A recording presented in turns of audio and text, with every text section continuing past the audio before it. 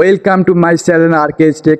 তো আপনাদের মোবাইলে যখন ব্যাটারি পার্সেন্টেজ দেখায় না, বা আপনারা যখন মোবাইল চার্জ দেন বা মোবাইলে যখন চার্জ দেখেন তখন ব্যাটারি পার্সেন্টেজ সাদা কালো দেখায়। তো আজকের এখানে দেখে দেবো যে আপনারা মাত্র 1 মিনিটে এই সেটিংসটি কীভাবে করবেন যাতে আপনাদের মোবাইলে ব্যাটারি পার্সেন্টেজ দেখা যায়। ঠিক আছে, তো চলুন ভিডিওটা শুরু করা যাক।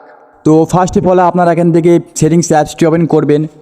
তো সেটিংস অ্যাপসটি ওপেন করার পরে একটু স্ক্রল ডাউন করবেন। স্ক্রল ডাউন করার পরে একটা অপশন রয়েছে এখানে ব্যাটারি অপশন। ঠিক আছে, তো আপনারা এখান থেকে ব্যাটারি অপশনে ক্লিক করে দিবেন। করার পরে এখান থেকে দেখতে পাচ্ছেন একটা অপশন রয়েছে ব্যাটারি পার্সেন্টেজ, এটা সবসময় অফ থাকে। ঠিক আছে, তো যদি অফ থাকে তাহলে আপনারা উপর দিকে দেখতে পাচ্ছেন এখান থেকে আমার ব্যাটারি পার্সেন্টেজ দেখাচ্ছে না, আমার কত পার্সেন্ট চার্জ আছে সেটা দেখাচ্ছে না। ঠিক আছে, তো আমরা যদি একটি অন করে দিই, ঠিক আছে, তাহলে দেখতে পাচ্ছেন বুম আমাদের সেই ব্যাটারি পার্সেন্টেজ দেখা দিয়েছে। দেখতে পাচ্ছেন আমার চার্জ রয়েছে 55%।